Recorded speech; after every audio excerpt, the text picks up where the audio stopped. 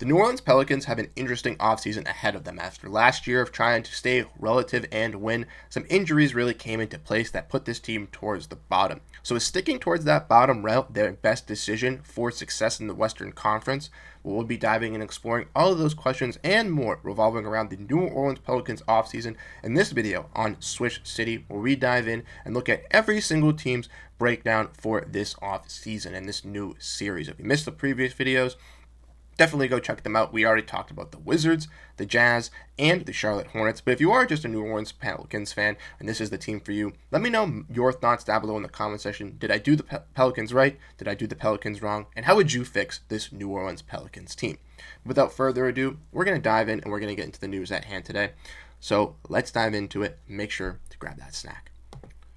And like I mentioned in the introduction, we're going to be discussing the New Orleans Pelicans, in which I think they have a very interesting offseason ahead of them. Once again, 21-61 on the season last year for the Pelicans. Not where they expected them to be and not where I expected them to be as well. A lot of people were kind of weary on the Pelicans with their injuries, with their young guys in a stacked Western Conference. How would they do? Personally, with the acquisition of DeJounte Murray at full peak, I thought this team could be at the very best a 6th seed and a showcase when fully healthy that they can be a top team in the West. But the injuries have been a relative problem for this team, and we have seen that over these last couple years. Now, guys like Alvarado, Markovic have looked pretty solid, but if we want to look at their offseason roster, their recap, courtesy of Bobby Marks, given this, beautiful graphic for every single team. If you've been watching these videos, you know every video. Shout out Bobby Marks for these graphics. Shout out ESPN for getting this done. And once again, a terrific job. But as we can see with this Pelicans team, $187 million into the salary cap. A lot of young guys on this team, and really no direction really stand put for this squad as well. They have some guys in DeJounte Murray who got injured, Zion, who we've seen have some injuries, Herb Jones, Trey Murphy, CJ McCollum.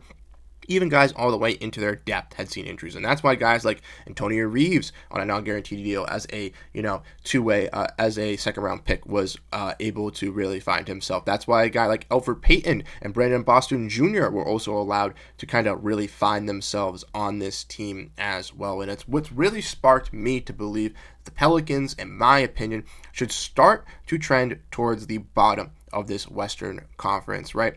This year, it was a clear indicator that they're not towards the top. Their team, just constructively built, is not going to be able to compete against some of the sound ones in the Western Conference. And ultimately, I think a little bit of a rip of the Band-Aid, specifically when teams in the Western Conference are not doing this, is key for the Pelicans. Stick to the bottom like the Utah Jazz. Really try to hit on these next 1 to 2, maybe even 3 drafts and finding your ideal guy to really change the franchise, how you felt with Zion Williamson, how you felt with Anthony Davis, but wasn't able to do it, and realistically transform this team into the Western Conference. In that 2 to 3 seasons it takes you to find these type of picks, other teams that are stacked in the Western Conference are going to start to fall and crumble, and you can pick up some of their pieces, really start to bounce back. And realistically, when teams like the Thunder, the Rockets, and even more exciting teams in the Western Conference in 3, 4, 5 seasons start to get hit with these second apron restrictions and salary cap and, difficulties to really rebuild their roster, the Pelicans will be in that sweet spot to really overcome them and really be able to kind of showcase that they can be on the next upcoming. And that's why I think the Pelicans should go that route. The Pelicans also were projected to get the 4th overall pick in the draft. As we all know, they were jumped. They ended up getting the 7th overall pick. A little bit weary for the Pelicans in that selection with a lot of guys being available, but some key things to really look at. So let's dive in. Let's look at the Pelicans offseason at first, some guys that I think they could potentially trade. Then we'll look at the draft, and then we'll look at some free agents that I think the Pelicans should look at as well, while also discussing their free agents on their team. So like I mentioned, offseason discussion first. We're diving in. We're going and talking about the biggest news of all, Zion Williamson. Zion Williamson, in my opinion, should be traded from this New Orleans Pelicans team. We all know that Zion Williamson, when healthy, can be one of the top-tier players in the NBA, but when healthy is the biggest question. And for the team like the Pelicans, who's been middling around, trying to really figure out if Zion can be that for them, I ultimately think it is time to cancel that subscription and realistically look to get off of him. Zion Williamson still has a decent amount of value out on the open market, and I think a lot of teams would be intrigued to try and see if Zion Williamson could really be that solution to helping them out. Teams like the Hornets, teams like the Blazers, I think in the middle of the pack, really trying to find that identity or second coming superstar next to a guy like LaMelo Ball, or even Portland trying to figure out who that number one guy is over there, could really invest in a guy in Zion Williamson and really find out his true potential, and also can have the lengths of him getting injured and not really worrying about it as much as New Orleans fans are, since they've been banking on it for him to blossom these last couple of seasons back to back to back, but he hasn't been able to live up to those expectations. Ultimately, I still think Zion in a more limited role, if healthy, can still be a top tier player, but I think he's never going to live up to that potential in New Orleans, and that's why I think New Orleans should look to try to get as much value as they can for Zion before it is too late. The next player that I'm going to be discussing is CJ McCollum, and realistically for this Pelicans team, there's only really two trade targets for me, and CJ McCollum is one of them. Once again, on an expiring deal, making $50 million. He's a great veteran point guard and is a solid scorer, but also has those defensive efficiencies, and being a smaller guard as well, hasn't been able to really pick up that slack at that 2 guard. That's why he's moved back to the 1 kind of alongside of New Orleans, and he's really good in that role. And I think of a team that needs some shooting and has some really solid defense, a team like Detroit could really value a contract in a guy in CJ McCollum, and not only just bringing him in, but also the team that does trade for CJ McCollum could really value CJ as a 6-man type of guy. I think in his career, he's going to start to transition to that 6-man role, maybe this season, maybe next year when he's on a cheaper contract. And I truly think that we can have some discussions of CJ McCollum being in those 6-man of the year conversations towards the end of his career if he's fully healthy, given the juice and spark that he can bring offensively already as a role-playing starter. I think if you put him in that 6-man role, it just ultimately brings out his best abilities later in his career. And on a team-friendly $20-30 million contract, that is going to be key, once again, for a nice young and upcoming team that I think CJ can definitely add some versatility to. And I completely forgot about this last trade target, but we're going to mention him. It's Jordan Hawkins. Once again, when looking at this Pelicans team, it's a little bit difficult to evaluate where Hawkins can really blossom. Now, if they do look to move CJ, maybe they can kind of blossom him there. But with having Herb Jones, with having Trey Murphy, 2 guys that I think will be staying with this core in New Orleans, maybe Herb Jones next season, maybe can be traded, but I don't think will be traded this offseason. Jordan Hawkins really kind of, as a shot creator, as a scorer off this bench, doesn't really have a fit here in New Orleans. Maybe there's a team that is willing to invest in him. Once again, a team toward kind of going towards the bottom of the barrel, or is at already the bottom of the barrel, to try to bring out his best potential as a scorer in a little bit of a youth movement. But ultimately, New Orleans could keep him, and I wouldn't be too upset. But I ultimately think that he just needs a new place to really find out his best ability as a shot creator and scorer from UConn, because he did really good his rookie season, but not really that great this year in a limited opportunity. And then if we want to discuss some other guys, DeJounte Murray, I think they're going to hold on to. He's got some injury issues. I think he might be traded next season, potentially the year after that. But with a lot of guards across the NBA, DeJounte kind of really staying here in New Orleans isn't going to be the worst. Like I mentioned, Herb Jones could also be someone that people could really look at on the trade market, but I don't see New Orleans wanting to give up a top-tier wing in the NBA. And then kind of looking a bunch of these other guys on their reserves. Maybe a guy like Kelly Olynyk gainers some interest out in the open market, but him partnered alongside Yves Misty, I think, is a pretty solid front court for this team. So honestly, for the Pelicans, those 3 guys, I guess, are the 3 guys I'm looking at.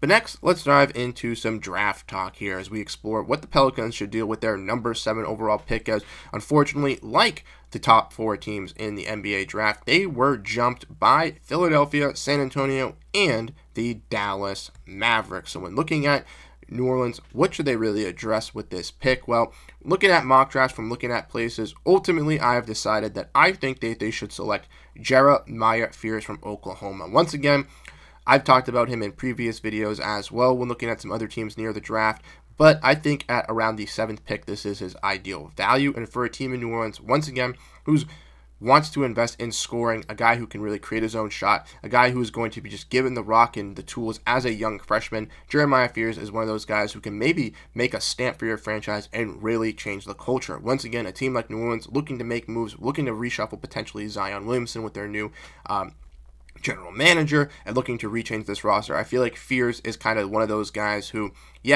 is a rookie, as a freshman, is really young, but has that untapped potential to potentially be that star and would have the most reign and kind of limit to do so in New Orleans compared to some other teams.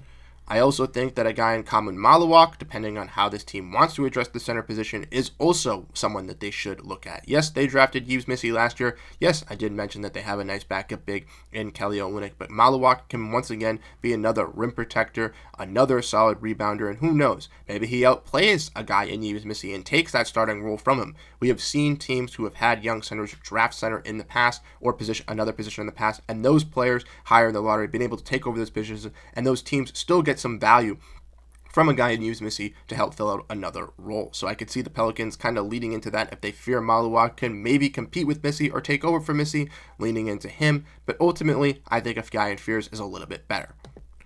And then lastly, one of the other picks that I think they could look at is Con Kneppel from Duke. Like I mentioned in my previous videos, pretty good scorer, pretty good shot creator. If you're looking to move off of CJ McCollum, once DeJounte Murray does come back, can really slot into that 2 position and kind of fill in and put Trey Murphy on the bench there in his true 6-man role alongside Herb Jones and kind of give you some size and athleticism alongside the shooting and scoring. Once again, Kneppel kind of makes sense for New Orleans. Ultimately, I think Malawak out of the 3, now looking at it, is probably my least favorite out of the 3. Fears would be 1. Kneppel would be kind of 2 for this New Orleans Pelicans team. Trey Johnson would also be very nice. I mentioned him in other previous videos. Just don't seeing him fall to 7. But once again, adding some scoring, adding some size to this Pelicans team is what is going to be needed. So adding a guy like Kneppel is key. And then lastly, kind of looking at free agency. Now, with some other teams, I didn't really dive into it because they have a lot of their roster fill, and kind of with New Orleans as well, they also have a majority of their roster. As you can see, starting 5, they have 8 reserves on this team, so 13 total roster spots. By drafting at number 7, that will be your 14th guy. So 1 real roster spot open for this team now. Peyton, Jamal Cain, Brandon Boston Jr., Keon Brooks, all on, either non-guaranteed deals or, restricted deals. So a little bit difficult to really judge if they'll bring those guys back. Still can have some flexibility to add even more. But 2 free agents that are key to this team are Jeremiah Robinson-Earl and Bruce Brown Jr. Now, if you're wanting to add some defense, Bruce Brown Jr. doesn't really care if you're the Pelicans, want to stay a little bit relevant. Bringing back a guy like Bruce Brown Jr. could be effective for this team as a key bench piece. But ultimately, if I'm Bruce Brown, I don't want to be in New Orleans. I want to be on a more competitive team, helping them out in a bigger role. And I feel like New Orleans is kind of going down the youth path in the Western Conference, so I'm not really messing around with it. Jeremiah Robinson-Earl, once again, another young piece drafted by the Thunder, could fit with the Pelicans. Might as well invest in him, bring him back on a cheap contract, see if he can blossom into anything, and if not, that's not great. It's okay. But I'm looking at this starting 5, and from the trades that I kind of talked, if you're going to trade CJ McCollum, if you're going to trade Zion Williamson, you're going to slot Herb Jones and Trey Murphy up to that 2-3 spot, you realistically need a true power forward for this New Orleans Pelicans team. And out there in the draft, there are not a lot of true power forwards, particularly at that number 7 overall pick as well. It's a lot of guards.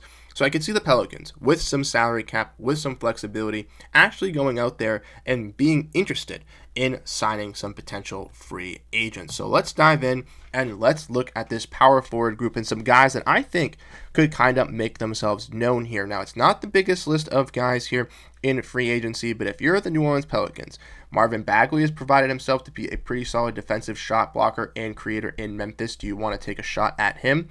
Maybe a guy like Chris Boucher, a well sought out veteran, a guy who, once again, a little bit more of a bench role piece, but can kind of step up and play the power forward position for you in the starting role if you want to go get him.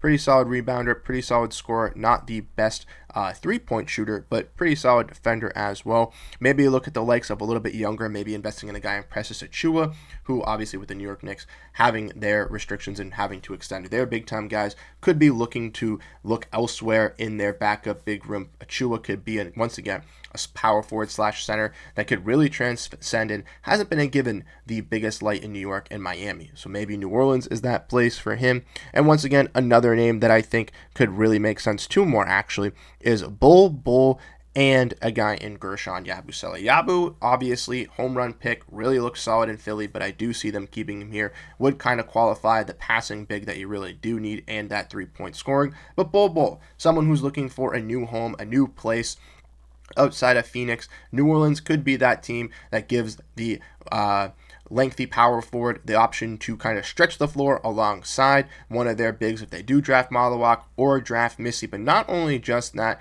kind of fits pretty solid alongside Herb Jones and Trey Murphy, bringing that size as a 3-point scorer, something that this New Orleans Pelicans team would be missing with CJ McCollum out of the lineup. So personally, those are the guys, and that's what I personally think the New Orleans Pelicans should look to really invest in this season. They have a lot of interesting questions. Obviously, Zion Williamson, CJ McCollum, and I think that they should look in that new path, right? Selling off of some of these veterans, maybe even looking at a Herb Jones, maybe even looking at a CJ McCollum trade or a DeJounte Murray trade at the trade deadline or the offseason, and realistically getting younger and getting closer to finding your true number one guy in the draft to really help this team ascend, similar to you tried to do with guys like Anthony Davis and Zion Williamson. Once again, let me know your thoughts down below in the comment section. Do you think I did a good job on describing this Pelicans team? Would you make these moves if you were the Pelicans? Would you not make these moves if you were the New Orleans Pelicans?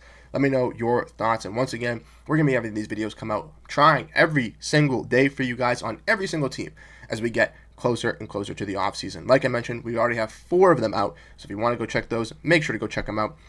If not, hopefully, if you're watching this and your team has been mentioned, you check out that video as well, as your team definitely will be dropped, and I will be coming at you with them daily. Once again, thank you guys so much. I really do appreciate all your guys' support. I'll catch you guys in the next video. Have a great rest of your day. Peace out.